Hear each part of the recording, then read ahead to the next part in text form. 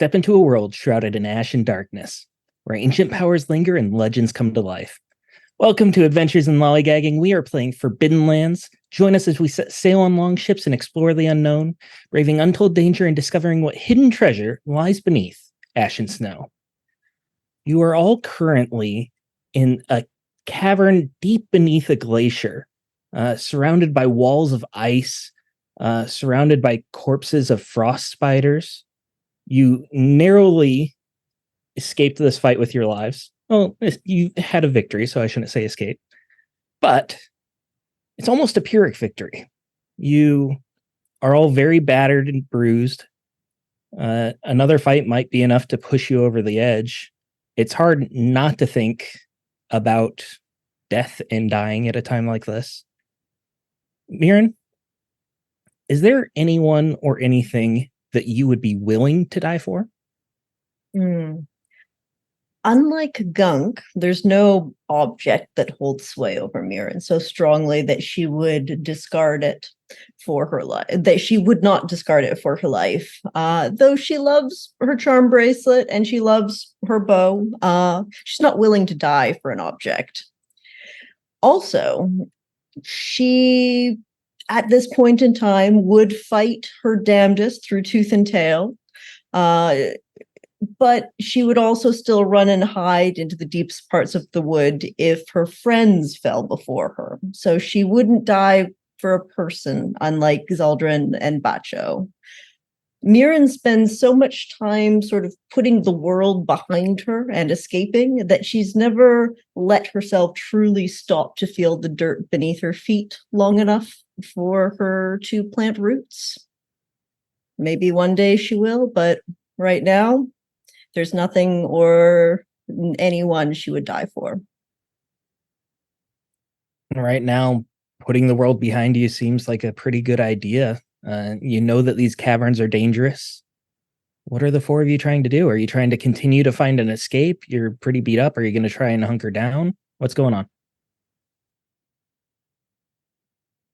I would still like to leave this place, but I know we're all needing a rest at this point, and we've killed the things in this area. I agree that a rest for you all sounds wise. Bacho's looking down at his exposed ribs. He's like, I could use a rest. Gunk is, oh goodness. Gunk looks like a 90-year-old man. As he is moving very slowly, struggling to kind of keep his staff in his hand. It's constantly fumbling. I would not disagree with a rest if we think it's safe enough to. It's Gwenot. We're not safe anywhere. At least this is somewhat contained at what all creatures can find us here.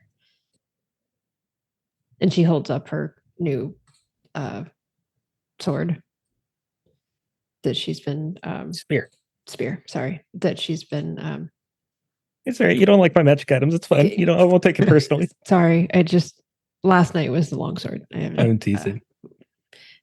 Moved my brain around. So she's just kind of looking at Gelnir. It's just like, I can just clean this up for a little bit, keep watch while all of you rest. At least down here, we're out of the winds. It's warmer. We can probably put up something. Do we have the tent, or did we leave that behind? And we've got the horses, so I would assume we have our gear with us. The amount of gear you have is questionable. I know you guys set yourselves up with what you were carrying on your person. It would make sense that you would bring gear on the horses. So if you would have brought the tents and everything else in your party inventory, I understand that. Yeah. I would think at least the camping gear would have been on the horses. It'd have been foolish to leave the boat without it. Yeah. Do we really trust all the sailors not to pilfer anything we've left behind? The other problem is if we are beset upon by more And then he holds up his broken staff in one hand, and it fumbles, and the broken long spear that he took from Zaldrin in the other. I don't know if I am running out of weapons. Here, Gunk, and Mirren will hand you the dagger again, as she once did before. You gave me the crossbow. This is the only thing I can offer you. Thank you. I Here, would promise give to me- return it, but it's okay if you break it. Give me the broken weapons, and Bacho, yours as well. I'll collect all of them, and when we get back to camp, I can try to put them back together again. But He'll for hand now, over. we'll He just have to store them. Here you go. Oh, yeah. Here, this one. Oh, yeah. We'll just put them on Cloud, and also Oh, Cloud, here's this some was a Band-Aids piece for of the below. spear. Oh, There we go. yeah. Make sure you get everything. You got all the wood chips that fell out too? Oh no, I didn't. 1 sec. It's okay. I can get some new wood, maybe. So the plan is to rest then, correct? Yep. Let's Yes. have a make camp roll. We're not going to treat this as a full quarter day because you were already like halfway through your lead the way. So make camp is survival. We'll just count it as the same travel quarter day. I will not be of much use if we are attacked, but at the very least, I think I can do this. So I can help you, Gunk, of a little okay. bit. Yeah. I would like that, yes. Hmm. And he starts shuffling around, and yeah, he'll make it. So this is survival. Am I going to get the +1 from Mirren, Steven, or no? Yeah, go ahead. Okay. All right. So, Anywhere I can sneak that in. absolutely. That's your successes. That's like 6 dice. That's like the best thing I can do right now. And I'll push, of course. Yikes. 2 successes. Nice. Was thinking we were about to have another mishap. Oh dear. Oh God. Goodbye, everybody. So you obviously don't want to stay too close to the spider corpses. And you begin to press on a little bit, not with the intent of working your way up, but looking for a secluded corner of sorts, or at least something that is a little bit harder to reach from both angles, something you feel a little more defensible in. And you manage to find it. There's a bit of a shelf in the ice, and you're able to use a small little ramp to get your horses up there. You climb up after them, and you have a decent point of view, just looking down both sides of this tunnel. You feel like you have a bit of a more defensible position. If something came to attack you, you'd have the high ground, and there's nothing coming from behind. However, it is still very cold, and I need a torch roll to count as your campfire here. I only have a lantern right now. Zaldrin never has a light source. I've got a D6 torches, Okay, good. so I'll give it a shot here. I might I need to buy some more. used to have a D6 torches. Oh, I don't no. anymore. Uh-oh. I used all my torches. They're gone now. So you use the last of your torches to build this fire. Mirren has her lamp and oil that she now needs to use very sparingly. And you are sitting here in the gloom and doom with this small fire being the only source of warmth as you're literally surrounded by ice. You're huddled around it. You have your hands held over it just to try to get some warmth in the extremities. It casts long shadows along the walls. Let's go ahead and take our rest here. And I will just be rolling something real quick. Don't worry about it. Okay. For some reason, I think the gods don't really like us because they keep feeling like they're rolling on top of us every now and again. It does feel that way. Hmm.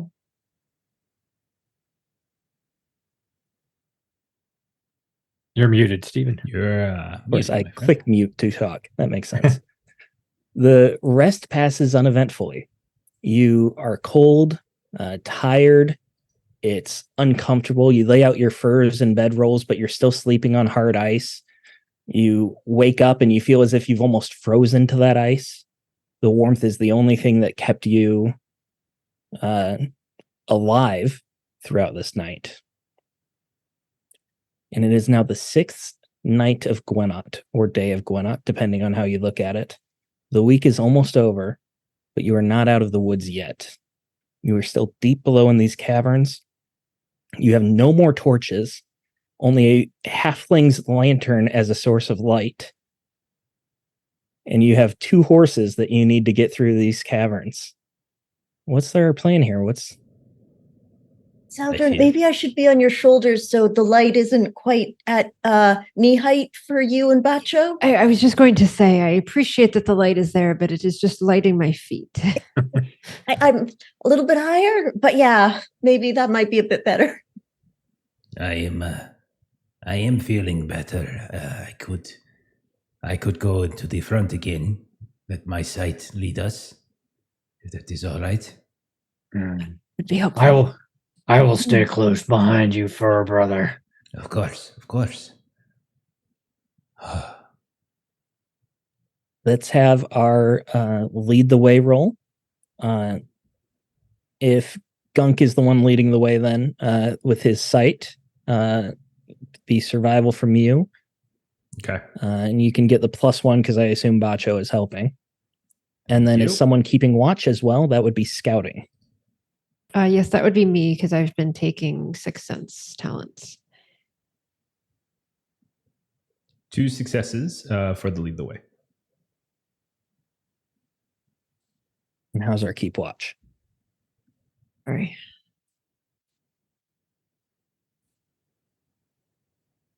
Uh, 0 successes in 1 skull. Do you want to push?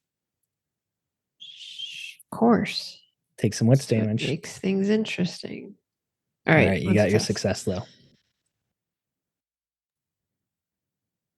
You continue through these caverns.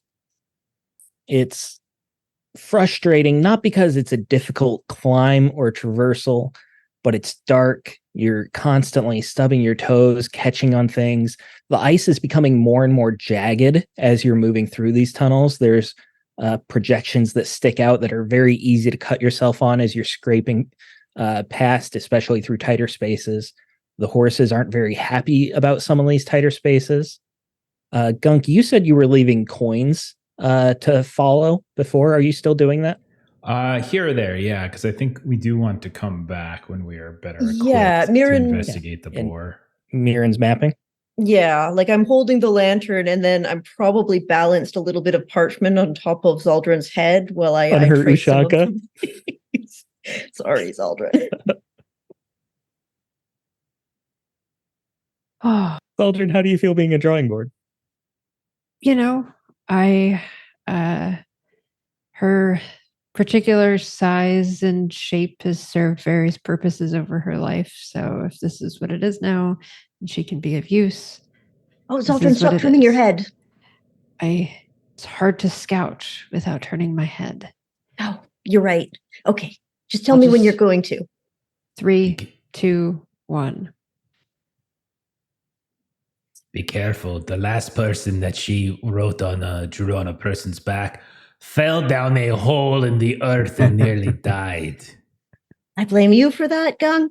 You attract that kind of thing more than I do. That is...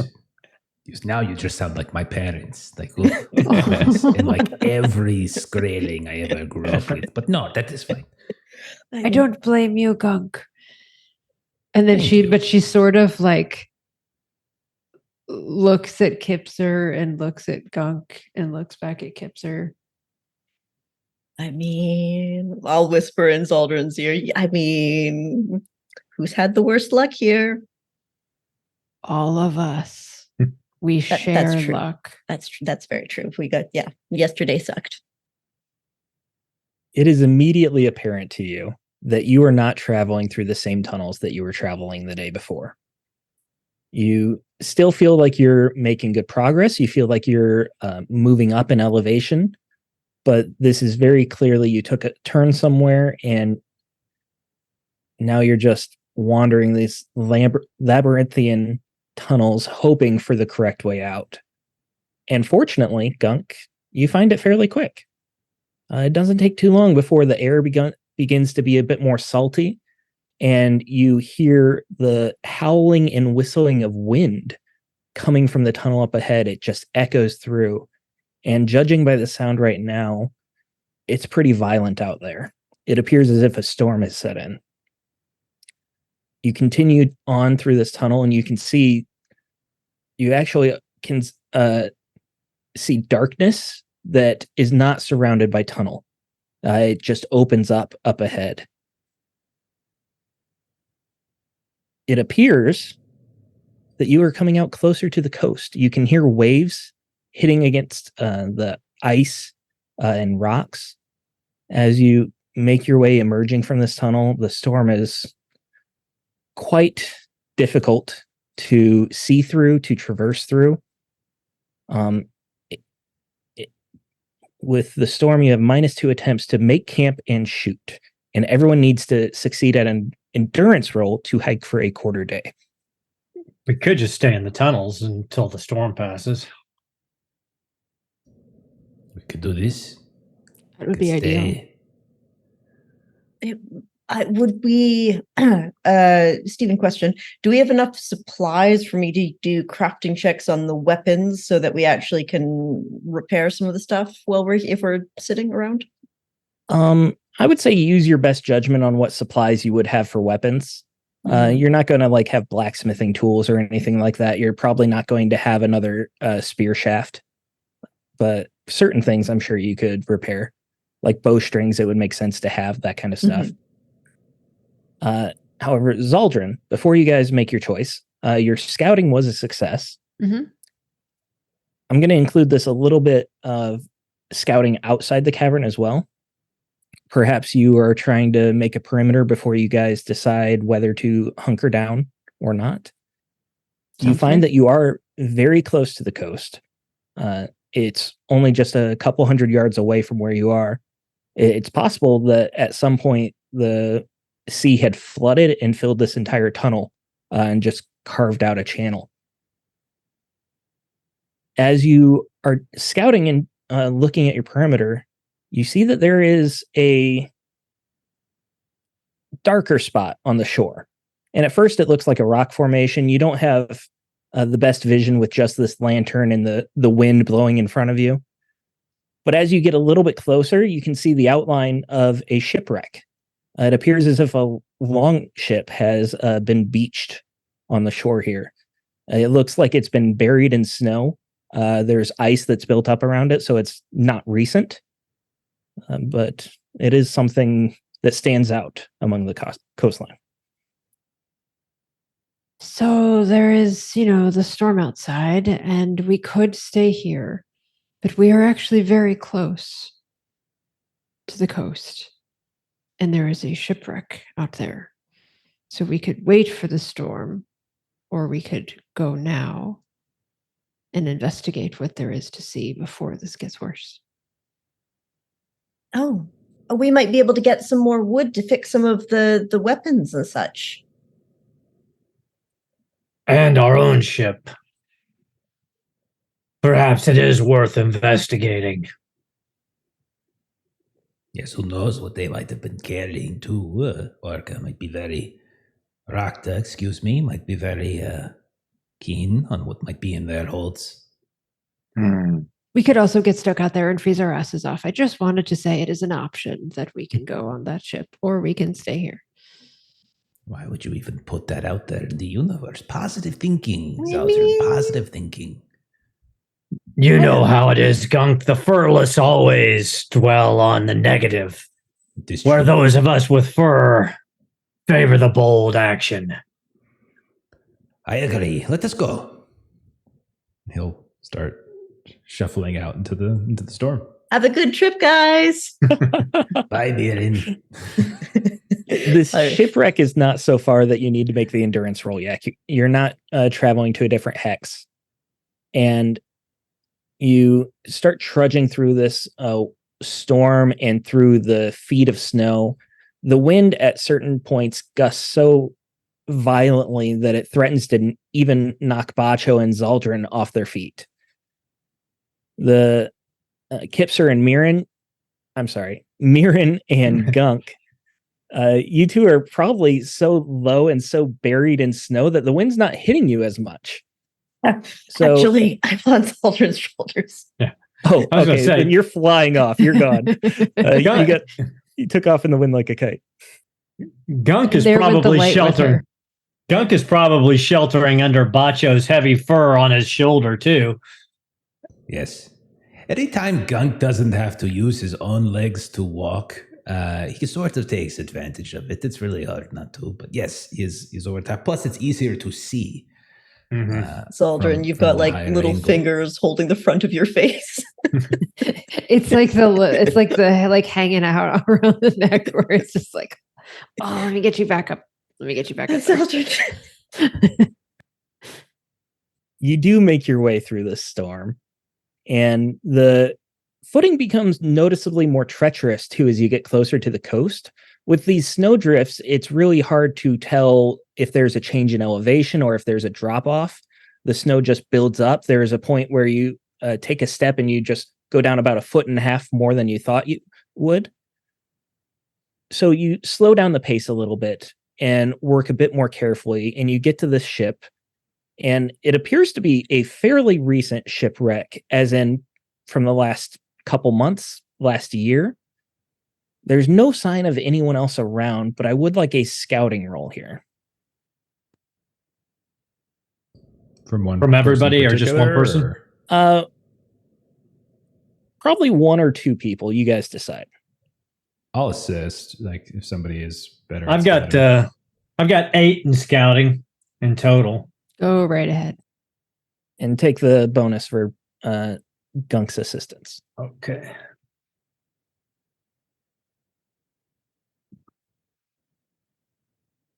On freaking all right, that's 0 successes on 9 dice, so I'll push. One success on 18 dice. Whew. You know, I was going to give you so much if you got a few successes, but with 1, we're just going to have to scale that back a bit. That's fair. This ship looks as if the first thing you notice is the hull integrity is shot. It's nothing that could be repaired here. If there was a forest nearby with a source of wood, it absolutely could be repaired. But there's quite a few planks that look as if they've been burst in. It's amazing that the ship even made it to the coast, because it's not like these planks burst on the coastline here. It likely hit an iceberg somewhere or something like that. There are quite a few supplies still on the ship. As you start searching through, you don't find much of value, and a lot of things are older and have gone bad, like some food stores. But there's also some salted meats that are still around, and you find a keg of water as well, drinkable water that's not contaminated by salt water. There's also, as you're looking around, you see quite a bit of material that could be used to salvage for your boat. There are spare oars. A lot of the planks that aren't broken could be taken off and used on yours. Between this boat and yours, there's a good chance that you could have a mostly sailable ship. It would take a few days of work, obviously, but this is honestly saving grace for you guys, considering how bad your ship was. One other thing you notice, Bacho, is as you're moving around the ship looking around, you bump into a wood plank that's standing upright out of the snow, and the snowdrift had buried almost entirely almost the entire plank. There's only like an inch or so that sticks out, and with it being so dark, you didn't even notice it. But as you pull it away, as you dig it out, you realize that it's a grave marker, and carved onto it is a saying, "The skeins of fate cannot be unraveled," which you all would recognize that as a fairly common phrase, similar to "you can't escape your destiny." Someone has clearly passed here, buried beneath the ice and snow. which means someone survived to bury them. Indeed. Hmm. Or someone's. We may not be alone out here on the ice, though this ship looks to have been here for some time. I would hope that they would have found another way out, or else that would bode very ill for us. Did you find any oils, perhaps, amongst the hold? Anything that might let us replenish our torches somewhat? I did not notice, but I was mainly looking for material to repair the ship. Perhaps we should take a closer look. I did not plan on there being torches here. That is not in my prep. However, we have a very generous audience, and Griff has donated some bits. So I will leave it up to a die roll. So one of you can choose red or blue, and that'll decide if you can make some torches here. Who wants to choose? Red for fire. So, yeah. Red for fire. All right. It's red. So you don't necessarily find torches that have been left here, but there's plenty of scraps of wood and things like that. Mirren, you were looking for crafting materials for weapons. There's plenty here that you can use to help repair weapons. You find a few flasks of oil as well, along with sail that had been rolled up and stored underneath some of the floor planks. So between all of that, you absolutely can make torches.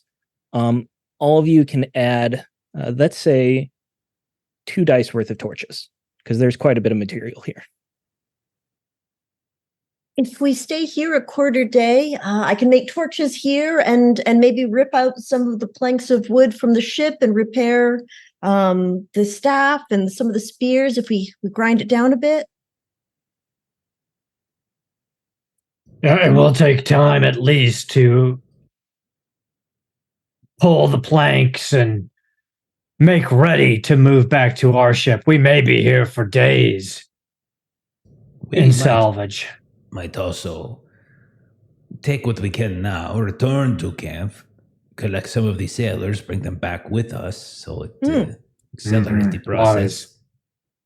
I'm definitely marking this down on the map and where we came out, so we just need to find our ship and then we can come back. Mirren, do you not have a flat surface other than my back to draw on? Can I please go do something else? But it's so broad. And like she can't ignore the compliment because Yeah, it worked out. Okay. I'll lean against some of the planks over there. Thank you, Zaldrin. You have plenty of wood. You can make yourself a drafting board. Indeed, this is true. Zaldrin never skips back day. Nope, never skips back day. So you have 2 immediate concerns here. Your first is, which direction is your ship? Which way along the coastline? Because you came out of a cave and you're not entirely sure if it's north or south. The second is, how long do you want to stay here salvaging materials and goods? Because there are sailors out in the darkness with very minor defenses. And you know that there was a creature around that camp as well. I think we should take what we can, mark this down on Mirren's map, find our camp, reconvene as quickly as we can. We don't even know if there are other tunnels that might reach back to our camp, and I would not want any of those spiders reaching Octa and the others. So let us take what we can. Let us not linger, and let us find our way back to the ship. we do have 2 horses. We can carry some goods with us. Yes, that we do not have to go back empty-handed, but we do not have to stay here and deconstruct the whole thing. We can get what we can. I mean, if we can even get a bearing, then yeah, of course. So let's have a survival check to try and determine which way you'd like to go. Or you got some seeing there? I was going to see if I could. Let me see if I can do this. I'm checking my. If somebody needs any willpower at all, I am stacked right now. Gunk will come over and we'll put a put a hand on Mirren's shoulder, and we'll cast transfer first.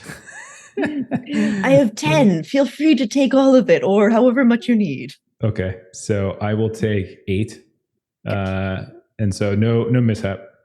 Good to go. So then one of the things I was thinking of trying to do is I have a couple different sight spells I don't really get to use very frequently. But the choice is currently, Game Master, north or south, correct? Like north along the coast or south along the coast. And you can ask a yes or no question. So I think I'm going to go ahead and cast that spell if I can remember the name of it. I'm looking for it right now. I think it might be Intuition. So it's Intuition. So I can ask a short yes or no question about anything in the world. You have to answer yes, no, or maybe. You cannot lie. You can choose maybe even if she knows the answer but believes the true answer may disrupt the game. Note that true or false is not an objective fact, but is defined by who is asking the question. The person's moral beliefs, blah, blah, blah, blah. I don't really think that applies. So I will go ahead and try to cast that now. So just using his intuition in terms of where we came out, where he thinks everything is, and I will give that a roll. Just all right. Still good with no magical complication. So what is the question you're asking? If we go south, is that the quickest way back to our camp? South along the coast, I should say.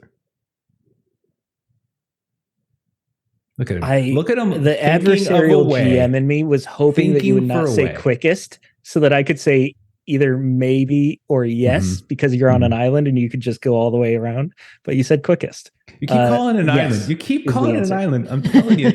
Australia's an island. No, it's not. It's a continent. It's a continent. The answer to the question is yes. South is the quickest way. So so you all see Gunk. He's casting a spell. His eyes kind of go white and bright briefly as he's looking here and there. He's picking up chunks of ice, and if he can get any of the earth beneath it into his hands and letting it drift in the wind and fly about as he's just sort of starting to check where he's going. And he says, "South is the way. I can sense it. The Earth Mother has given us a sign. Let's get our things and we travel along." Okay, well, let me just grab this and this. And Zoldrin, hold this, will you? Thank you. Yeah. Okay, and just some more of this. And Bacho, here, hold that and that. You see Bacho just drop it. He's like, "My hands stay free, Mirren, to fight our battles." Oh, okay. I guess we'll just put them on the horses. Okay. All right. So you are going to be hiking here.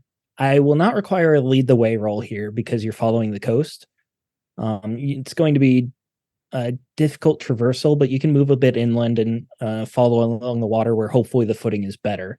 But we do need the endurance for the storm, and I would like a keep watch as well.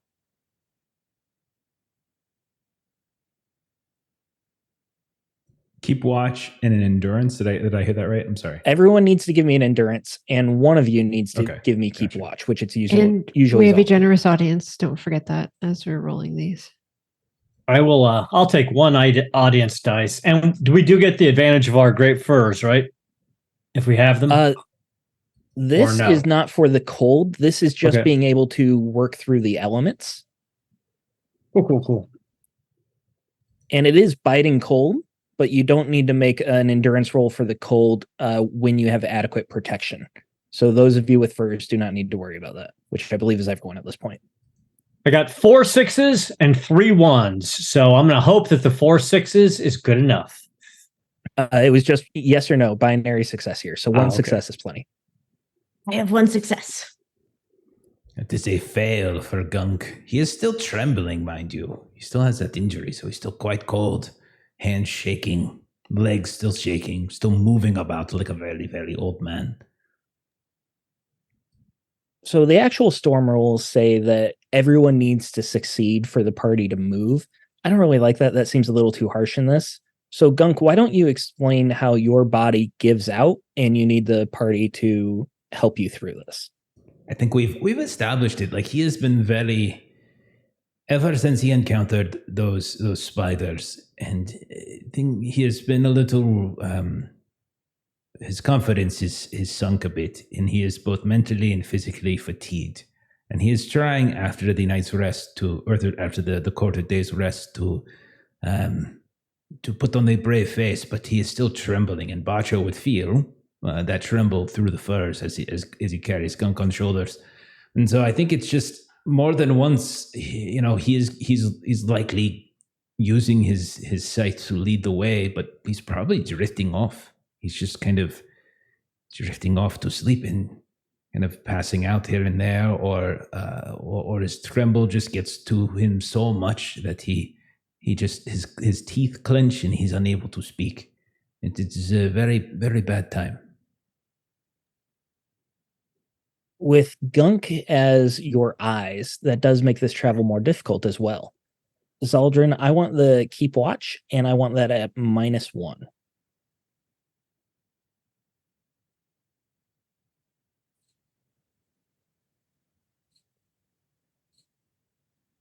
Yeah.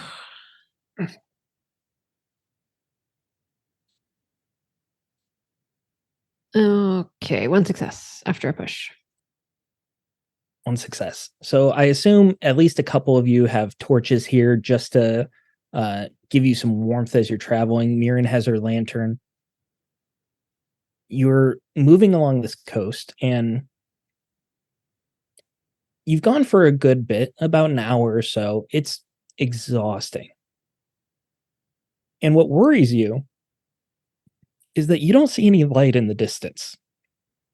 You knew that you had several fires lit at this camp, that each person in watch that was keeping watch would have a torch with them. It could be the storm has put out all the fires, but you would hope by now at least you would see something along the coastline. And as those fears are really starting to take hold in you, that's when Mirren's lantern first gives sight of the camp. You see that there was that noise trap that you all set up that has obviously been triggered. The rope is cut or dropped. The pots and pans are buried in snow. Moving a little closer, a tent emerges from this snowy wind. It looks as if it's been shredded. You don't see any movement. What's your plan of attack here? Everyone, we must fan out. Something has overtaken this area. Mirren, I'm sorry. Your pots have been trampled. Oh, my pans and pots, they're in the ash and the snow. It's going to take so long to clean them. Bacho just lets out a low growl, draws his short sword. It's like, I'll scout the ship. Do I sense anything magical, by the way, as we come back here? You can sense within short range. No, I don't think it would count as magic. No. Okay. Bacho, sounds like you're leading the way. Gunk, at this point, they would have been able to wake you up, come to. The adrenaline would give you a little burst, so you're a bit more alert. You start moving into this camp a little bit closer. It wasn't a large camp. You tried to keep most of the tents concentrated. You had one large tent using the mast and the sails. It doesn't take long before you faintly hear in the sound, just over the sound of the wind, you hear, "Help! Anyone! Help! Oh, God!" And you recognize the voice as Octa, crying out, sounds as if he's in pain. I thought you were going to say Wolford.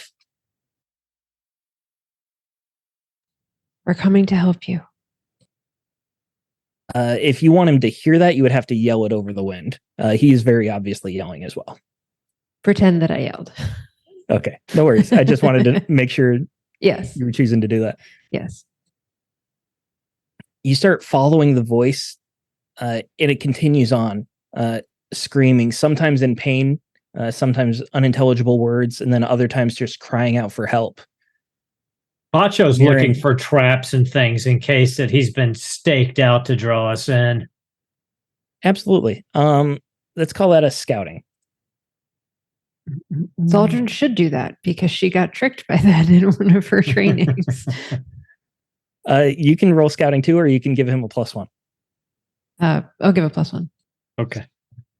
I mean, Aaron hasn't rolled very well today. One success, but I'll push it.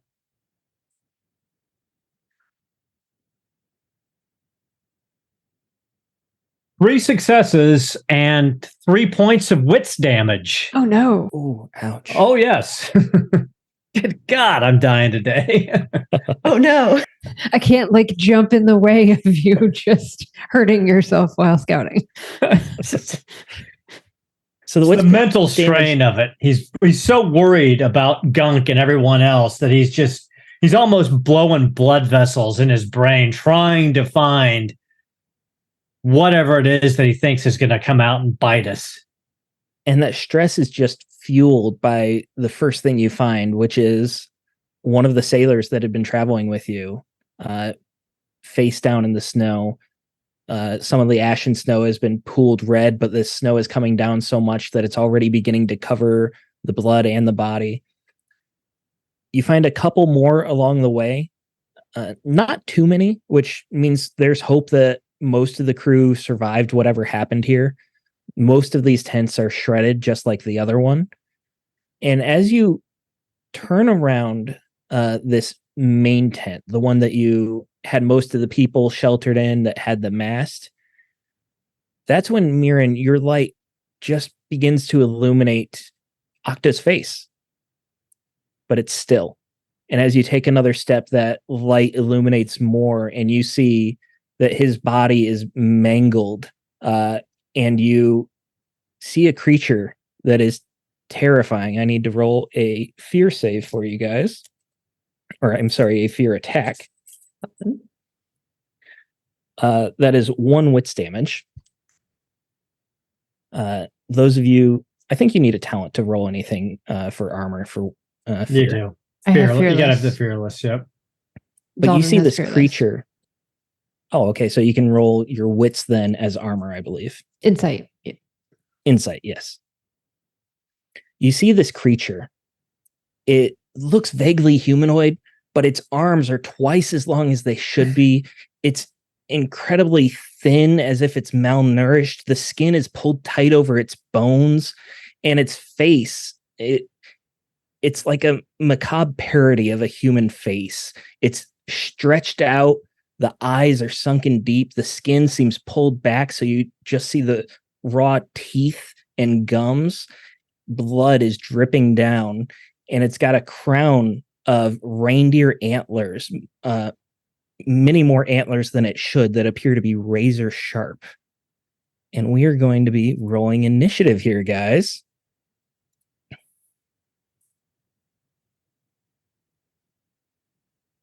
I'm down to This 1 thing- wits left.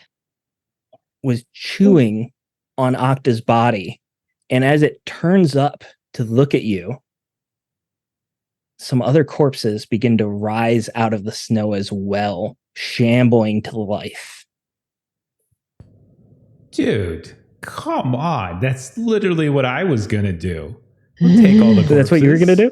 It's the only thing I can do against monsters. Leave a couple corpses unshambled. Well, I suggest you just read the description of your spell then, the very last paragraph, if you're going to give me trouble. Okay, Steven. Okay. Well played. Tip of the cap. Tip of the cap. Does anyone want to change initiative? Am I? I'm not. If I'm the one illuminating the Wendigo, am I a little bit further up and yeah, where we I don't can- want to be? We can tweak it however it seems right. I just put you guys where I guessed you would be on your normal marching order. Yeah. Feel free to move yourselves where you think you would be. Is everyone happy with initiative? No, because the Wendigo goes before all of us, but Right. Yeah. Okay. None of us Yeah. are happy about that. Mirren, do you want to be second? Sure. Let's. Yeah, Zaldrin, you should probably go before me, and Bacho is 4th anyway. So I'll switch with Zaldrin. Sorry, Gunk. Okay. You're going to stay there. No, it is fine. I mean, I have a spell that would basically turn the numbers game into our favor. But no, that's Oh. fine. That's fine. That's fine. No, it's fine. I'm kidding. I'm getting the stream set up. So good. Oh, All right, so the Wendigo is going first, and it sees the lot of you, and it begins bounding on all fours, those elongated arms pulling the ground as it rushes towards you. It moves. It does not get within arm's length of you, Bacho, but it is near. And each victim within near distance is going to be hit by a cold gust as the storm begins to gain even more fury, and a wind seems directed to blow right towards you. So let's say Bacho and Zaldrin, I need a might roll from both of you to stay on your feet. All right. taking an audience. I will take one as well, please. One success. Is that going to be enough, or should I push it? This is binary, so one is enough. Okay. One success. All right, so you both managed to stay on your feet. However, all victims become cold nonetheless, so you are both cold right now. Right. That is its turn. That brings us to Mirren. I swapped with Zaldrin. We flip-flopped. Oh, I'm sorry. It's okay. So Zaldrin, you're up. That is me. Okay. So I am going to take this Wendigo that is right in front of me, and I am going to attempt to attack it. I'm going to invoke Spear Fighter rank 3 to add a D8 artifact die, which should give me 2 D8 artifact dies if I remember correctly. And I'm going to take an audience. So that cold damage, there's no endurance roll. It's just you just take cold damage. It's not damage; it's the condition. Okay. So yeah, no endurance for that. When you do get the cold condition, you take a point of strength damage and wits damage. Okay. I'm broken. It reads that you make a might to stay on your feet, and all victims become cold. There's a comma, and then and all victims become cold. So it seems separate to me. Bacho's down. Oh no. So that wind, Because the cold, so the sheet doesn't automatically do that. So when you become cold, you lose a strength and a wits. Yep. so that wind, that icy wind, Bacho is just gearing up for action, but he's been so tense from this scene, worried about protecting the rest of you, that magical gust just knocks what little energy he had left after fighting the storm, and he goes down into the snow in front of you. Zaldrin would have gone down. Well, actually, hold on. Zaldrin might also be down. I was worried about the comment you made about one wits 10 minutes ago. Yeah. So Does Unbreakable trigger for that? is the cold condition considered damage? If it causes damage, then yes. Okay. Then If I you're have, broken by any kind of damage. okay. So then I do have 2 willpower that I can spend to be broken by wits and then come back to not being fully broken by wits. I'm not fully up, but I'm not fully broken. Which is really annoying because I had a kick-ass roll before I knew I needed to adjust my stats. Because my original roll with my full strength was 8 successes and 9 points of damage. So now I'm going to re-roll this with my adjusted stats and be angry when it's not as good as the first roll, because that's how things happen. I am taking the audience dice that I did before. Just to say, I rolled 2 8s on my 2 D8s of artifact dice. Ooh, last time. nice. That was nice. Let's see how the That new roll is a goes. lot of successes. Hey, new roll. 0 successes and Oh. 2 1s. So This might be the TPK. I didn't mean I'm to, guys. about I thought you'd rest and be break fine. Gelnir here. We did rest. What are you talking about? we We literally that'd be rested. did. I know. rest. I'm saying I thought the rest would help you through this. I look forward to seeing the timeline of when the Wendigo came back and did all the slaughtering in the very tight window. Tight window. You were down there a day. We have 4 quarter 1 days. damage applied to my strength, 2 damage applied to the Wendigo. So the Wendigo, because of that, went from 9 damage to 2 damage to the Wendigo. I'm not salty at all. And Gelnir took a point of damage as well. So there's armor no rating. salts in this room whatsoever. If it makes you feel better, the armor did not eliminate any of this damage. So your spear goes through and begins to slice at it. The flesh is so taut over its bones that you just immediately feel the crunch of the forearm where you stab at it. Bacho, do we need a critical injury from you? Yep. All right, I'm going to roll Zaldrin- black and I'm green. sorry. Black first. Before that, Zaldrin, did you have anything else on your turn? You have a fast action, I believe, still. You're within near of this creature. I'm going to hold on to that because some things I can do Okay, require yeah. having the fast action held. All right, Bacho, let her rip. 66. That sounds On like it's not horror. gonna be good. 66 not going to be good. If you That's want to not take good at 10 all. audience dice, that's a reroll. Because 66 would be a heart attack. You can take 10. We have 19. Okay, I'll take 10. Come on. What did you roll? I rolled 66 again. No. Bacho is dead. No. Yeah. Okay. Oh no. Bacho, this tension and stress just builds up to this immense pressure inside your chest. And then something gives and the vision goes black. You fall to your knees. The rest of you can see Bacho's something's not right. And then he falls into the ash and snow.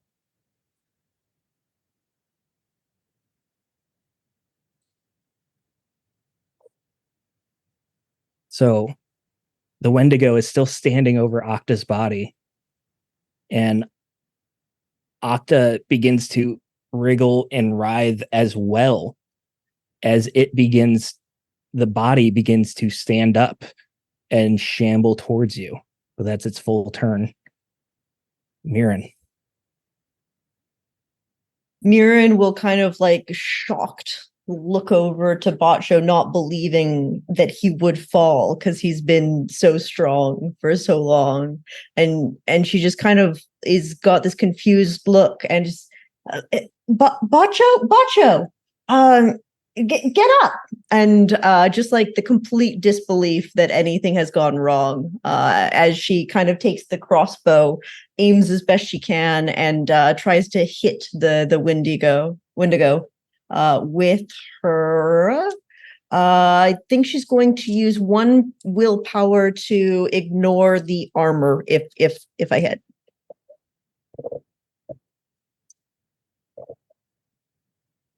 That is 1 6 and 1 agility if I push, and I am going to push. There we go. That is 4 hits. And you're muted, Steven. Sorry. You're spending the willpower to bypass armor, you said, right? Bypass armor. All right. So between Pushed these two anyway, hits, so you I get it actually have back. already done quite a bit of damage to this Wendigo. The forearm is gashed and cut from Zaldrin's spear, and your crossbow sinks deep into the torso of this Wendigo. And actually, you can see that there are other arrows and bolts in this Wendigo as well, as if it's already been hit and damaged. Anything else on your turn?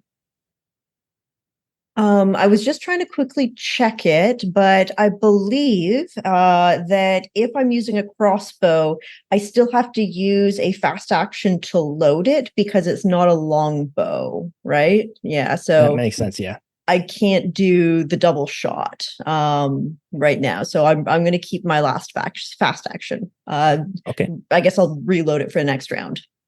Okay. That brings us to one of the restless dead. Gunk, you are on deck, but this restless dead will be shambling forward, and it takes its full turn to start moving your direction. It takes 2 moves to get up to there, and it's within near of Mirren and Zaldrin. Gunk.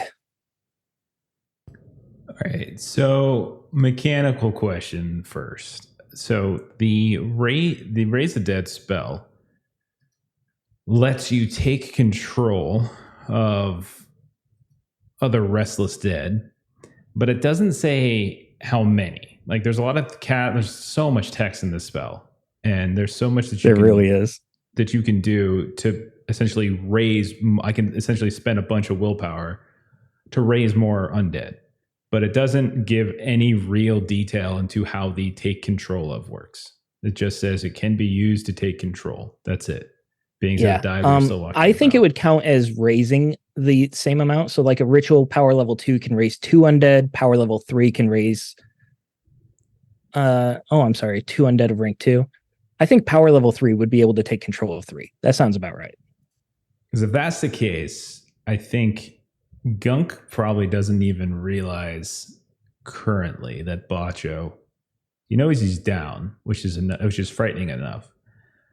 So I think Gunk probably gets angry more than anything else at these weak, pathetic sailors. Not only have we had to save you left and right, but now even in your death, you become an albatross to us. This is your last chance before I doom you to eternity. Bend to my will, aid us now, or you shall burn forever. And I'm going to try to cast Raise the Dead, power rank 3, see if I can get them. So I'm trying to do it through the system, but the system's just weird. Like it's not letting me increase the power level. Oh wait, maybe if I do. Okay, so here we go. I got a mishap. All right, so It's not our night, guys. I have thoughts. I will share them later. We do have a magical mishap table if you'd like to roll on that, or you can roll I'm looking it up right D66. I don't see the magical mishap table. Is it in here somewhere? Yeah, it should be journeys and mishaps, and then magic mishaps on the rollable table category. I can roll for you if you'd like. It's not visible. It's not visible. Okay, I'm sorry.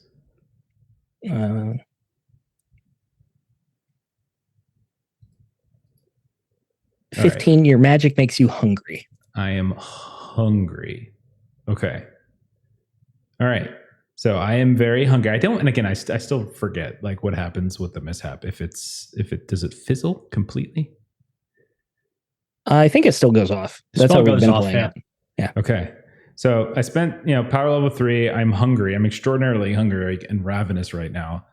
Extremely angry at Octa and these weak-minded fools who could not even do the simple job of sailing a boat. And we are in this mess because of you. So if the spell goes off, they're mine now.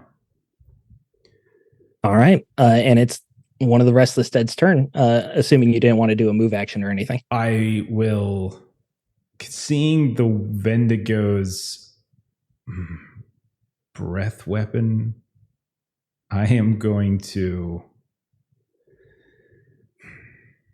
Yeah, I'm trying to get an idea. Am I in range right now where I'm standing? If presuming when the Wendigo you're attacks short range Eldritch- right now. Okay, I will hold on to my fast action then. You're literally drawing on your own life force. You've become ravenously hungry because all of your energy is going to dominating these undead, but you can see that they're bending to your will, and it is one of their turns. What are you doing? I mean, all they're ever going to do is Okay. beat on the Wendigo. This one That's all will it's need ever to gonna take do. a full turn just to get to arm's length of the Wendigo. But now you have 3 Restless Dead within arm's length. Okay. And it is the Wendigo's turn. And it will move up to attack Zaldrin. And it will attempt to bite you, Zaldrin. Bring it. And now's not the best time to mention this, but I got some new war pips from Norse Foundry because my dice were so unlucky before. I was hoping this would give me better luck, and now I'm kind of thinking I should be using the old dice, but we'll see how this goes. That's 3 successes. So it's damage 2 unless you can dodge this. Weapon damage 2 slash wound. And this is a move roll, right? Yes. Okay, I'm taking an audience. Failing. I'm gonna take agility damage. I'm gonna push. And lose two damage to agility. But you're not taking the 2 to strength. That is You're moving it over correct. to agility. Yes.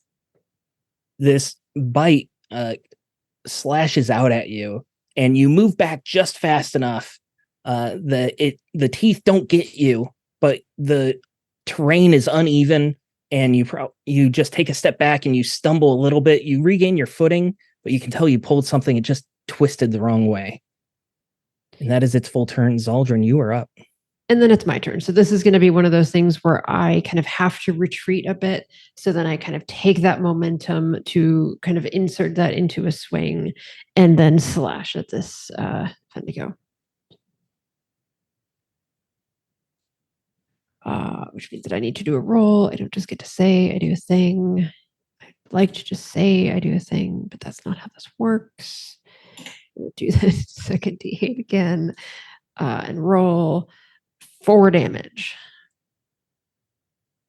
Right. Armor rating 3. That is no successes. You are doing all 4 damage here. Describe your hit. So this is very much, she kind of had to take a step back. She stumbled, so she kind of brought Gelnir kind of down a bit as she was kind of stepping away, and so then she just like has this sort of upswing where she's just kind of slicing upward, kind of center mass at this thing. And you get that slice off perfectly. The weight of this spear, it feels as if it's just an extension of your arm. You're already a spear master, and this is a weapon to match your skill. Would you like to use your fast action? No, gonna hold it. Okay. It's Octa's turn. You said you want him to slash at the Wendigo, so he will do that.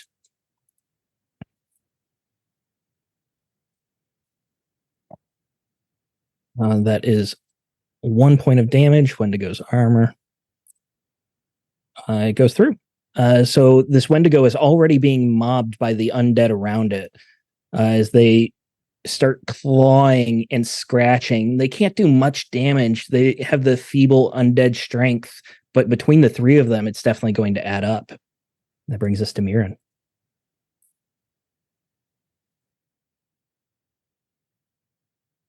Mirren is kind of still halfway distracted, continues to glance over at Bacho to see when he's getting up.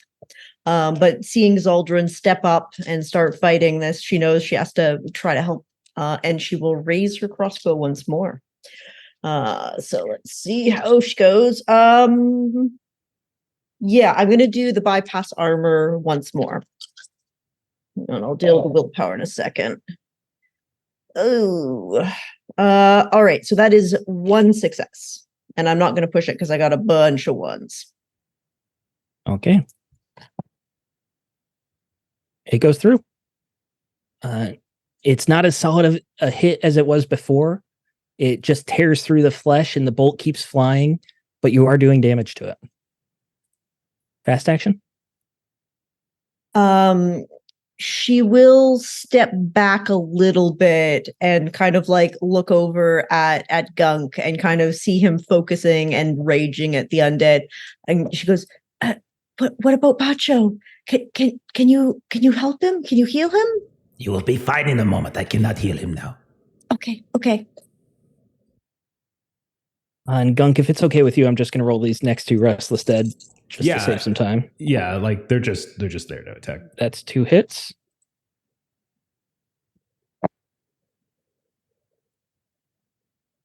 One of them is going through. So this Wendigo, it's moving its arms to try and pull itself towards Zaldrun. It's snapping its jaws, and these undead are just kind of weighing it down and scratching at it and holding it in place. And Gunk, it is your turn. All right. Gunk's gonna do something dumb because he's very mad, and I feel like it's setting in on him what actually happened to Bacho. Gunk, oh geez, I don't think I probably can't actually do this all on one turn, can I? Because of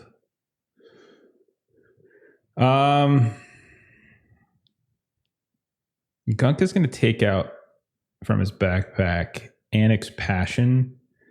I guess I'll just use my turn to. It's a fast action to draw something. Yeah, but I can't really do anything with it. What distance is he from me right now? Is he near or short or? I said the Wendigo was near, so he'd be arm's length. Okay. Okay.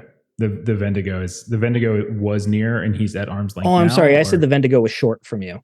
So he would be near. I'm sorry. That's what I thought. Okay. And is he a monster, I assume? Yes. Yeah, that's what I figured.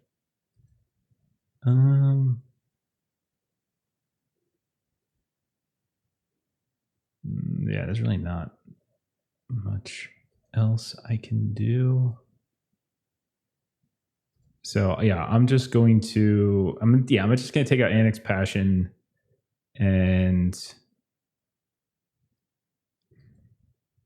do I see any other dead people around I could raise? If you say there absolutely Bacho, would be a couple dead upset. people. You saw a couple corpses on the way in, so they're a bit further.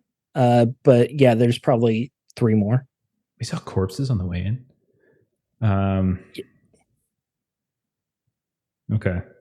Yeah, it's fine. I'm just gonna take out Anne's Passion and hold for the rest. That's it. That's it for now. Are you putting the glove on, or are you? Yeah. So I'm gonna take the time for me to take it out properly. Yeah.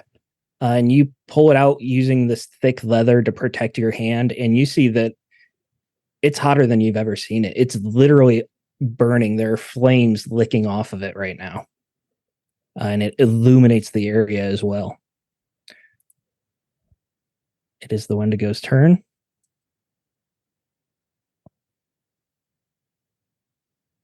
And it will attempt to bite again at Zaldrun.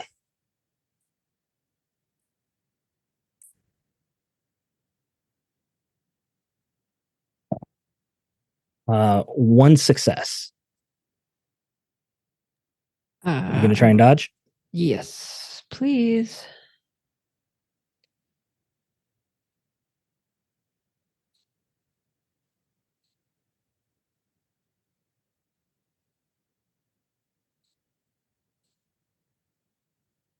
Nope. All right, you pushed and still didn't get it. So that is Nope. 2 slashing damage as the teeth just rip into you. So Zaldrun is broken. Zaldrun immediately digs into Unbreakable, spends 3 willpower to come back to 3 strength. All right, and we're going to need to roll a critical injury for you again. I'm gonna roll it off the table if that's all right. Mm-hmm. Severed finger. Okay. She's got a broken nose. She lost her pinky. And for 1d6 days, you cannot use two-handed weapons. 1 day until that's healed. You know, I was laughing a second ago. I am not laughing anymore. Because Gelnir is a two-handed weapon. Am I a killer DM? I didn't think I was a killer DM. Zaldrin, it's your turn. Now I'm trying to think if I still have a throwing spear or if I'm just punching this thing in the face. You did have a throwing spear. You gave your long spear to Gunk, and that's what broke. Okay. Throwing spears are one-handed. So she so I'm going to say that this was actually like she thought it was just a pinky. And so then she goes to like grab Gelnir, and then she sort of looks down and it's like her thumb that's just like waggling sort of off of her finger. And so she just sort of like growls, drops Gelnir, grabs the long spear that the throwing spear that I imagine she sort of has kind of like off her belt. And so now she's like with her offhand trying to just like jab this like up into this face of this thing.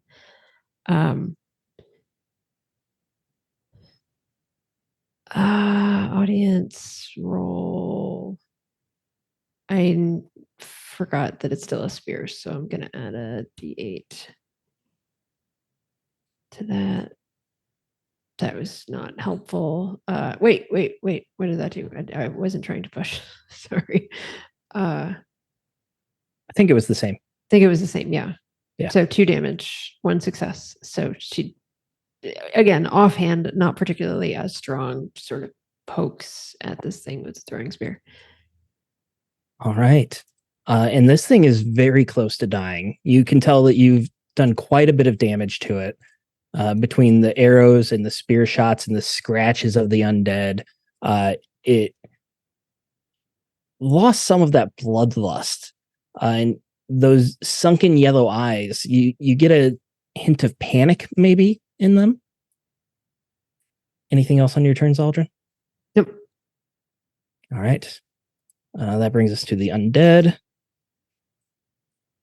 Just going to roll it real quick.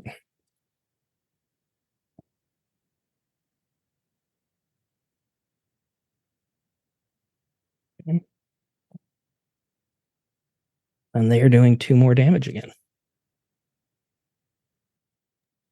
Mirren. This thing is literally on its last legs. Okay, well, as long as you can help Bacho afterwards, I'll keep. Zaldrin looks hurt too now. And Mirren kind of like fumbles a little bit, uses a fast action to reload, and will try to shoot again.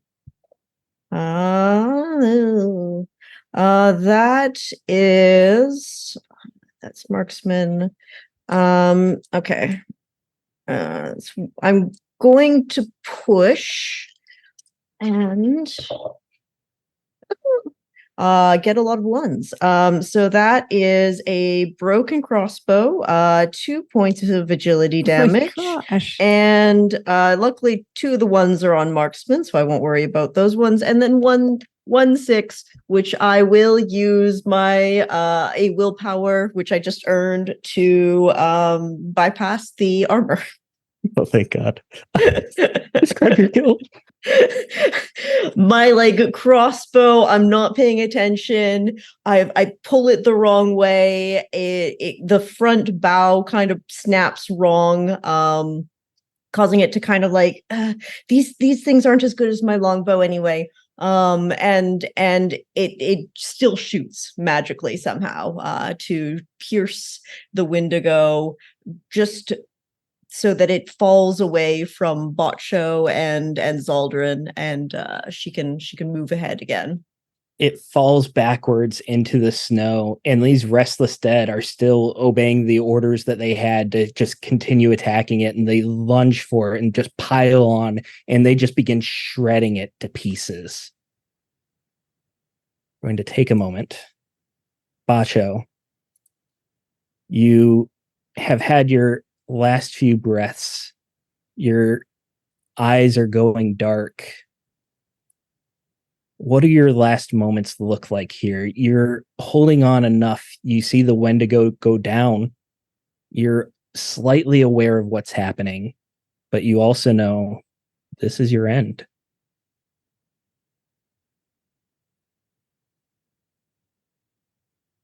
Oh, you're muted. You're muted, Aaron. Gunk. Brother. You will be fine. You will be fine. It is dead. Do not worry. I hear the howls from across the sea. Take my heart. Feast on it. Keep the strength of my blood in your blood. No. Take my fur. Protect the pack. You will be fine. You will be fine. I will fix you. I will fix you. You will be fine.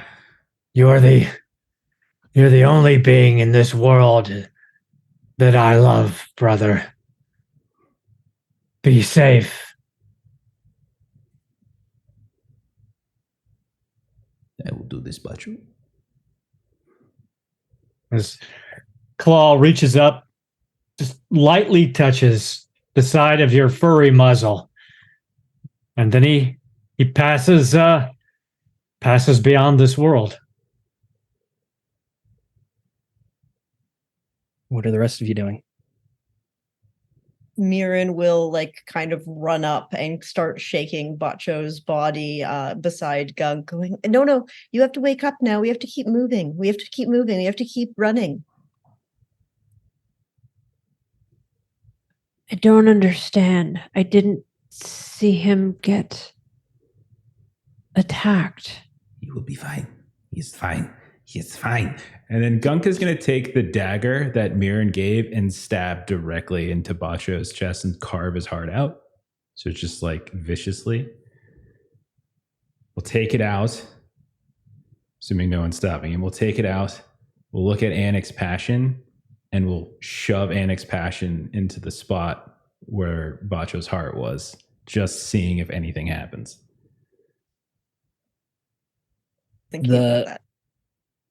Fire grows so bright and hot that the snow around you is melting. The wind even seems to die down, as it's not even strong enough to blow out these flames.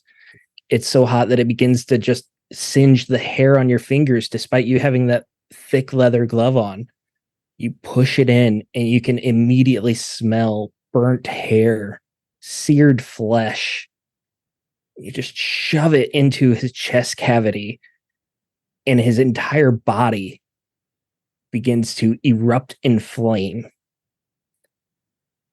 You feel the heat so strong and immense that it pushes you back. It just forces you to stagger away. This snow is still coming down. You can hear the sizzle as the ice underneath him begins to melt. And then the flame begins to die down a little bit. And you see he actually is relatively unharmed by this fire. His hair is still there. His chest cavity has a massive burn wound. But then with a Bacho takes a breath.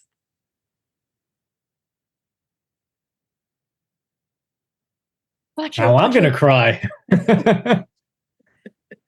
Gunk, did you bring him back? Gunk will look at Zeldrin, and Gunk is not just trembling right now, but he was not confident that this was going to work this way. So, but he will, in a very unconvincing manner, will look at you with a cocky grin on his face. Of course I did. Were you worried? death is no barrier to gunk. And Zaldrin will kind of go over to Gunk and just sort of like, there's a bit of a size difference, but just sort of like, just give a big squeeze. No. Careful. Bacho. Brother, How there do you was feel?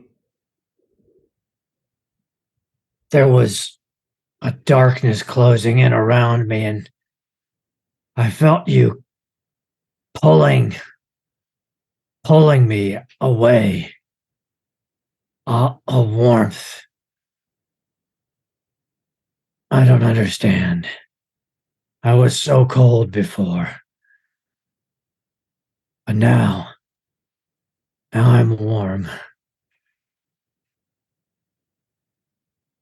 But there are things behind my eyes now that I can't stop seeing. But as long as I'm here and can protect you, that's all that matters. Everything is fine. Everything is as it should be. And he's still holding your heart. I know not what to do with this now. Macho takes it and eats it. It is for the best. You always eat the heart of your pack mates when they fall. I guess even if it's your own. Would you like a bite? Maybe a little one. I am kind of hungry, actually. The spell made me quite famished. It strengthens the pack to eat of the heroes and warriors of the pack.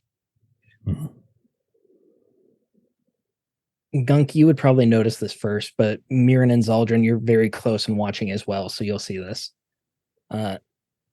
As Bacho sits up, you can see that the snow and ice around him is still just slightly melting, not nearly at the scale it was before, but as you are closer to him, he gives off a bit of a warmth as well.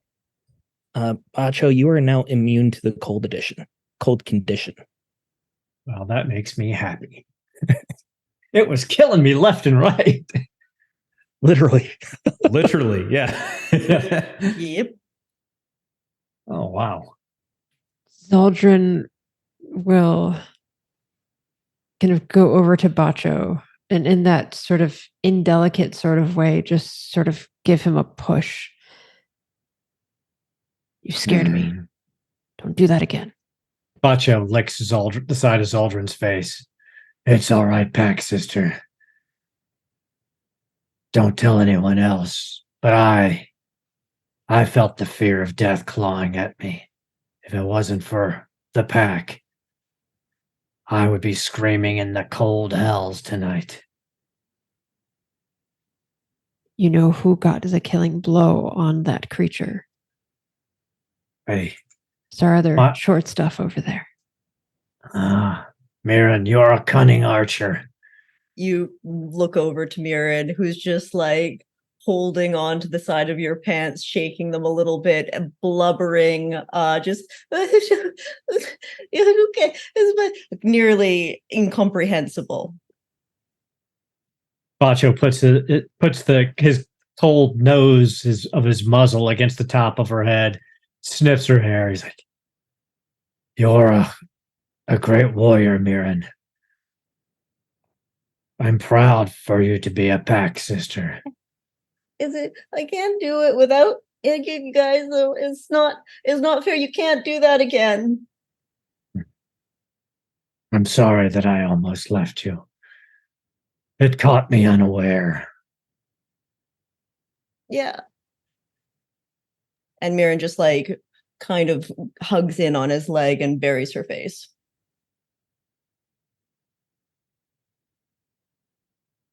We should see if there are any other survivors, though I doubt it.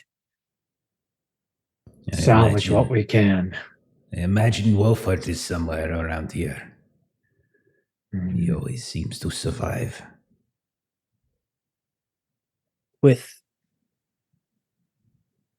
moments of peace, finally, you begin to notice the storm again. It seems as if it died down for a bit. The power of Annick's passion just suppressed it, but it's starting to build up again, almost to the force it was at before. You take stock of what's around you. You survey the camp. The first thing you notice is that the ship that was beached is gone. You search the rest of the camp. It looks as if almost everything that was here is still there. Much of it's ransacked or moved. Few things are buried under snow. For the most part, the camp looks as if it was left in a hurry. You don't find any other bodies other than those 6. The 3 undead that are still animated, and then the 3 corpses that are buried in the snow. And they are following me around and doing whatever I tell them to. Come. And you would remember that one of the backup plans with the crew is that if they ran into danger, they would try to shove off with the ship. So that is a very likely possibility. Was Octa the captain? Yes, he was the shipmaster. He owned the ship and commanded it. So Gunk will look at dead Octa and shake his head like, they left their captain.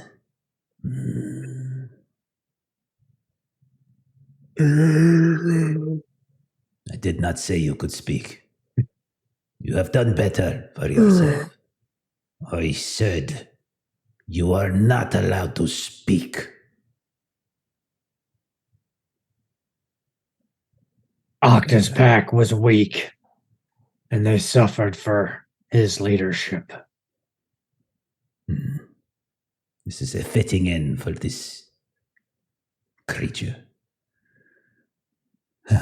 Well, do we... We can't... So, it looks like could we get a sense for maybe how long these the actual corpses, not the restless dead, how long they might have been dead? Like how long ago this might have happened? Yeah, I would say that would be a healing check. Okay. I'll give it a run. Mirren, check one of the other bodies as well. Yeah, absolutely. Got a success. Nope, no success. It's difficult to tell the time with it being so cold and the bodies fell in the snow. There isn't much warmth of them left, but you can check other things like how taut the skin is, how much they've dried out, things like that. It seems to be relatively recent. Hours, maybe 6 hours ago, maybe less. Okay. And there's no sign of them on the water or anything like that we could tell from shore. It's so dark and the wind is so strong right now, you wouldn't be able to see far enough to really tell. Gotcha.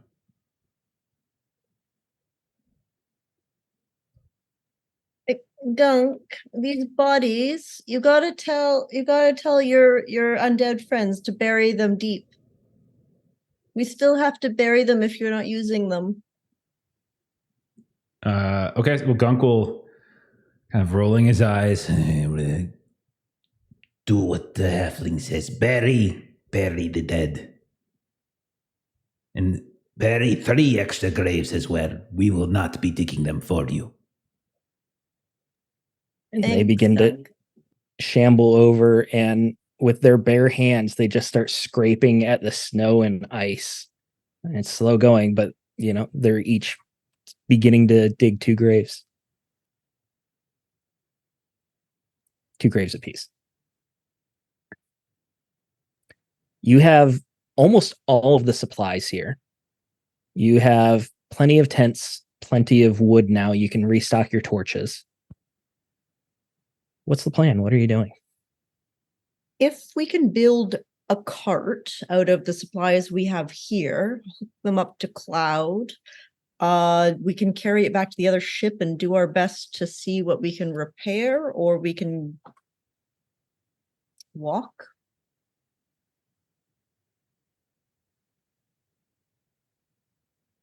Do we see any signs of the ship?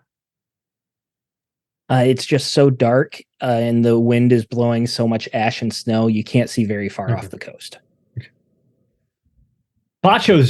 He's having a hard time coping with everything that's just happened. So he's actually just kind of hunched down near the coast, looking out over the water, trying to come to grips with not being dead. And he's almost in a fugue state, trying to find a way to shake the grave out of his soul. And the rest of you, anyone that sees this, you would see you all are huddled underneath massive furs. You have them pulled tight everywhere you go. You have them pulled up just to maintain the little bit of warmth you can. Bacho over on the coast, he shrugged off his furs. The wind doesn't seem to have any effect on him. It begins to form icicles on the fur, but they begin melting almost as quickly as they form. He doesn't seem bothered by the cold and the wind.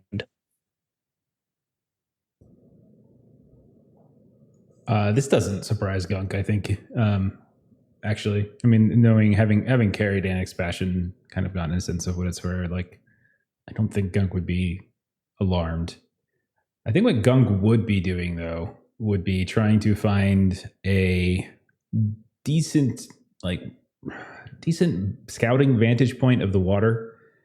And he's going to cast True Sight, and he wants to see if he can get sight of the ship, because it does have a distant range to it. Mm-hmm. And it sees through darkness, through smoke and fog, Yes. any kind of disguise, etc. Casting that, do you need to roll mishap? I don't think you do, because it's low enough. I mean, I have to cast it, so okay. like it'll be one die. So I'm trying to do everything through the sheet since I don't have my physical dice yet. So I'm good. Yeah. Okay. No, The spell goes off, and you begin scanning the water, and almost immediately you see a darker shape that almost could be dismissed as an iceberg, but it's bobbing a little bit too much, more than an iceberg would. You look a little closer at it, and you can see the etching of the dragon's head on the bow. The ship appears to be at anchor in the water, not too far away. How far? Like, what would we say in terms of its in terms of like the range mechanics? It would be distant. It would be fairly far away because they pushed off from shore about as far into the coast, into the water as they could be for anchoring. It would be distant. How far into the water would we have to go to get to long distance from them? It's a good question. Probably 50 to 100 yards. Okay. So Gunk will turn with purpose, and he's just thinking and calculating, and he's just saying, I need to get closer. I cannot reach them from here. They are out there. They have not abandoned us completely. I need to get into the water, 50, 100 yards at most. Find something that can float. Find something that I can take out there as a raft. I need to get closer. We will build it for you. You'll probably look to see Mirren, who has barrels, the tops of barrels that are circular, and like an oar that she's trying to put the oar holes through onto a flat plank of something you could probably take from her as she's just trying to build a cart without carpentry tools. It's probably not going well, but she probably has found like the tabletop or something that you could steal from her as a raft. Okay. I think it's fair to say that building a raft would take at least a quarter day. You would likely be building up fires and a little bit of shelter while you're doing that to protect yourselves. Am I correct? Yeah. Make a camp. Yeah. Yep. Yes. Mirren is spearheading this initiative. Would the rest of you be helping her? Yes. Or would you be... Yeah, the number one goal is to get Gunk on this raft? Bacha would be patrolling. At this point, he's found a, he's been shaken. Really felt true fear for the first time, but he's really afraid for the rest of the pack. So he's on the outside perimeter, just pacing back and forth, keeping an eye outwards so that nothing else sneaks up on us. Give me a scouting roll, Bacho. You know, Give me crafting. I gotta open my character sheet back up. I thought I was dead. How much do you even have in wits right now? Oh, just one. Gonna be I'll take one audience dice if that's okay. Yes.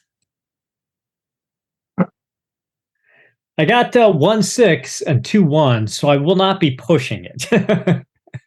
Enough pushing for Your dice Bacho today. What are the chances, My dice though? They are that you so roll cold. Another 66. Actually, you wouldn't refuse it yourself. Mirren, how did you do? I also just wanted to make sure I could request an audience dice before Yes. I roll this. Thank you so much. So I just that is 1 6 and no 1, so I am gonna push this. So that's no, 1. no, no, no. Call me Mirren broke. So that funny story. So that's 1 6 still, and 3 1s on strength, and 1 on the audience dice. So I've broken myself. I've probably dropped something on myself, but I do have 1 success. But I am at 0 strength now. The good news is you don't roll critical injuries when you break yourself, so you're Yep. not at risk of dying here. Probably knocked myself out by dropping the raft on myself while trying to build it. Oh, I good think it's fair to gracious. say that you had a lot of adrenaline and frantic energy, and you were moving just a little too fast and you exhausted yourself. Yep. Okay, maybe a little bit, and then we just need to move this barrel and And Zaldrin was like helping you, and it just turned around and comes back and it's like, what? Mirren, where did you go? Mirren, where did you see a little go? arm sticking out from underneath. Picks this. Gunk. Gunk has been meditating on the coast, preparing, going through in his mind the spells that he needs to cast. What? What is it? Why are you interrupting me? Our other half stack here strained herself a bit much. Did she finish the raft? No. Well, And then she kind of looks at what she was holding. I suppose actually it is probably big enough for you. I was thinking it needed to hold me and it was nowhere near big enough. If it is done, then I will go. Keep an eye on each other and on Mirren. There is not enough room on here for all of us. Do you have things that help healing or things? She will be fine. She has just exhausted herself. She is pushing herself to get this done. She knows the importance of this. And then she just sort of hands the raft over. And Gunk gets smothered by a raft and dies. It's a giant Titanic door. It's a gigantic Titanic door. Bacho, you are doing the perimeter, scouting around. You got a success. You have trouble still seeing through this storm.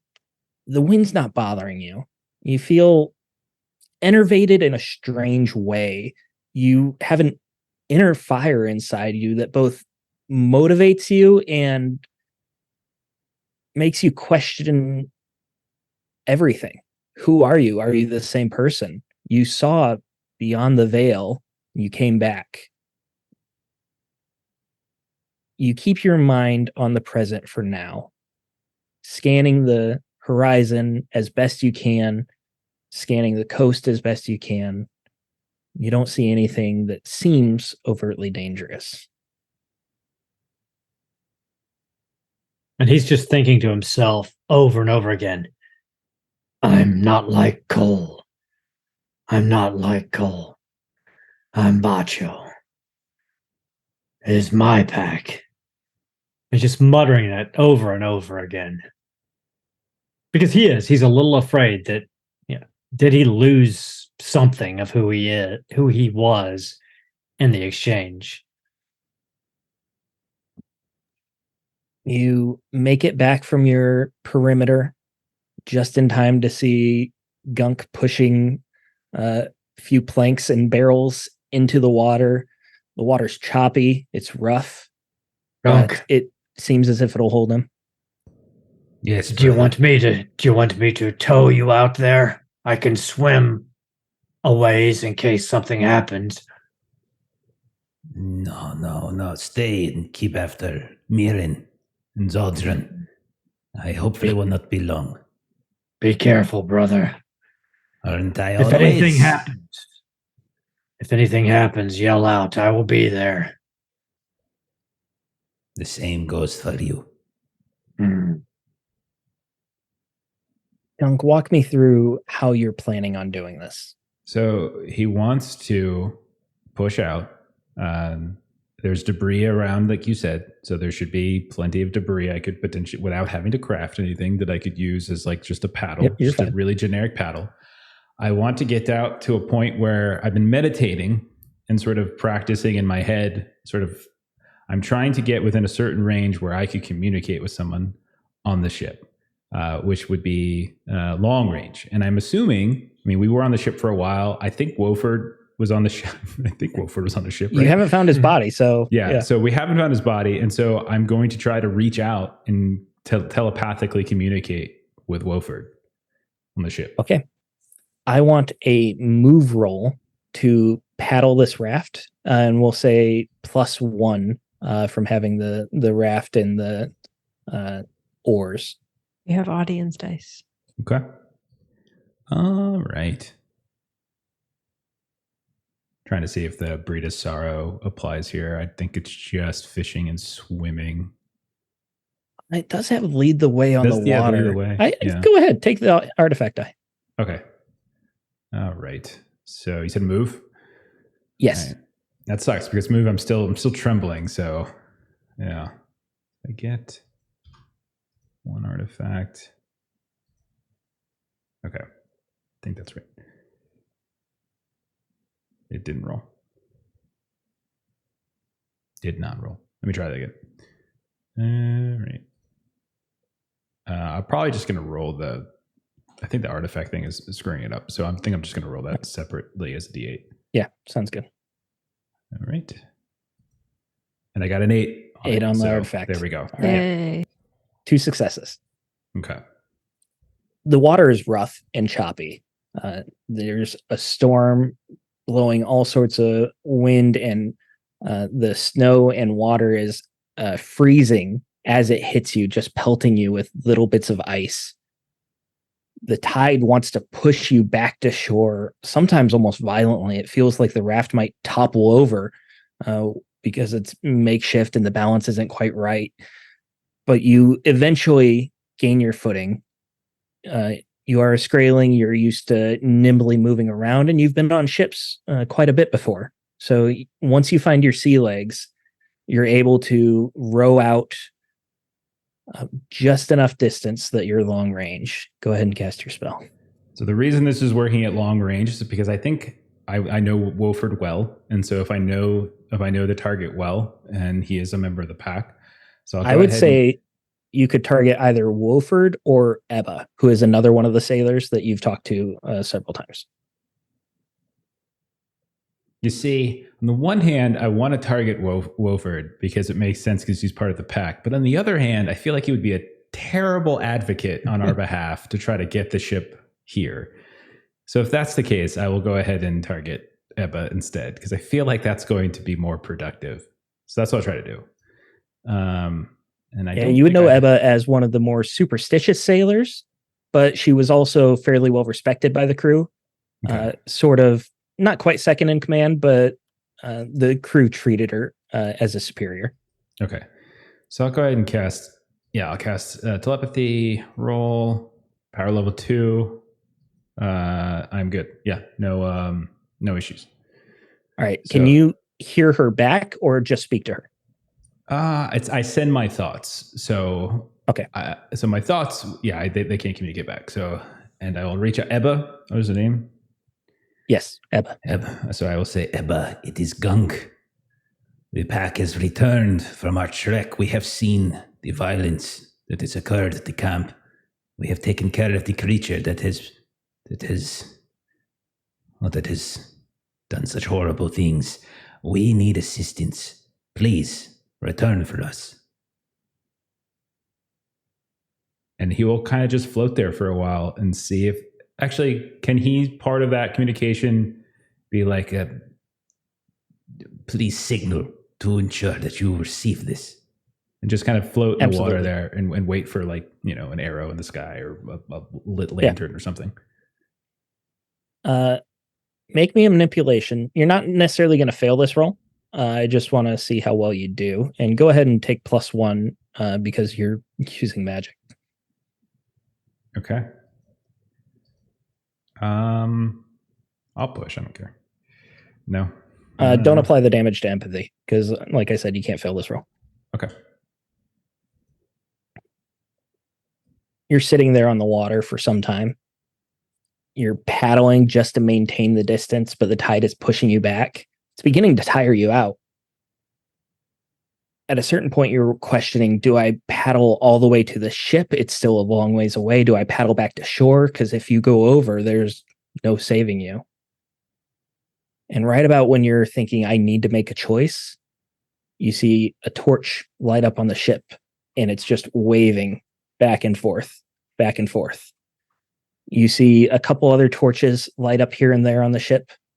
And just barely, it's so hard to see in the storm. It looks as if they're raising anchor and maybe oars are coming out. Okay. At that, Gunk will silently thank Ebba. Thank you, my friend. And then we'll start paddling back to shore and check in on the rest of the crew. You actually would make it back to shore before they do. It's a good amount of time because they're in a larger ship and they don't have many oars. So they're fighting the tide. It's almost easier for you to fight the tide on your barrels and planks than it is for them with that large ship and 6 oars. And Gunk is deceptively ripped, as we all know. So yeah. Yes, Easy. He's paddleboarding. David basically. Hasselhoff. Yeah. So you make it back to shore. The 3 of you are probably expectantly waiting. And just barely in the distance, the 3 of you would see the specks of fire burning through the storm as well. What are you doing? I believe I'm still passed out, actually. I'm probably stuck for like a quarter day at least. So Mirren's hallucinating fire in the distance, but Zaldrin, do you see the lights? It's so pretty. Zaldrin is just sort of patting Mirren's head and, Bacho, stop your pacing. He's come back.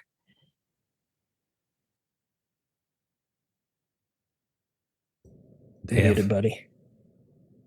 I can't hear you, Bacho. The wind Did is you too stop heavy. your pacing? Bacho has been facing away from you, and that is why you could not hear him. The winds took his voice. He turns back to Zaldrin. All right. Take care of the other little one.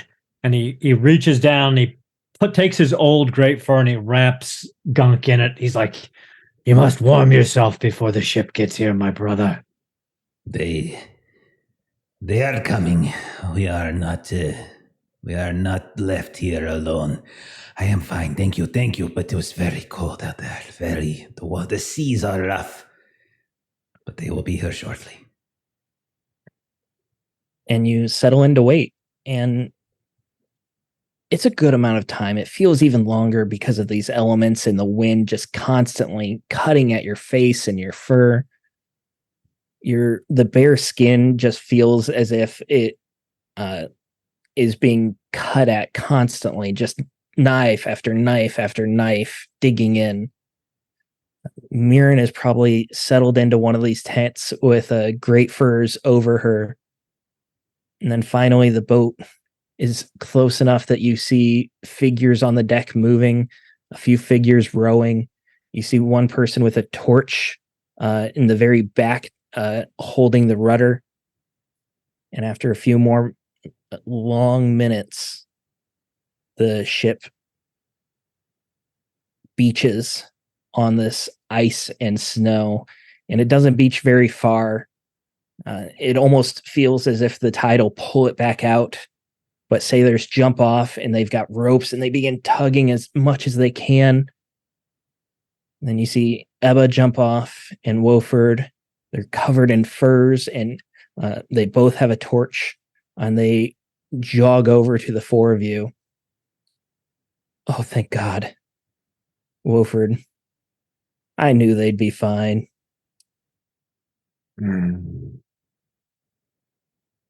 I am only fine because my brother's magic brought me back from the Shadowlands. And because Mirren's crossbow and Zaldrin's spear strike true when they need to. You look like you'd be a little cold. You want some fur? What is that burn on your chest there? As Wofford's finger darts out, Bacho just grabs it. He's like, "Don't make me break your finger, Prack, brother." I was just asking. You don't need to answer. Simple no thank you. We found another shipwreck down the coast. We should be able to get enough supplies to fix this ship. That's amazing. Do you know what happened to Octa and the others? They died horribly.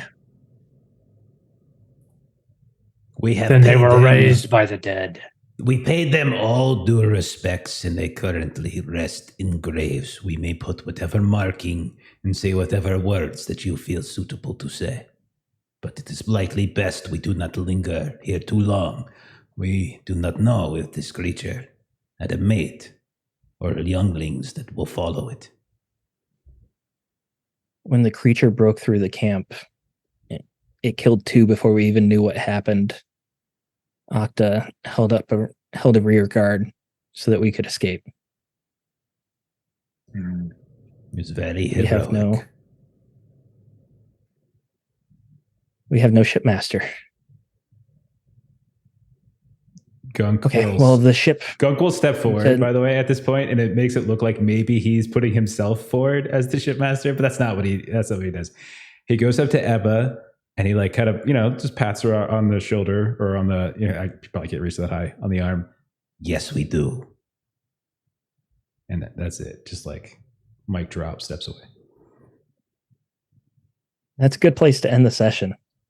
The sailors will start scurrying about, getting to work, salvaging what they can.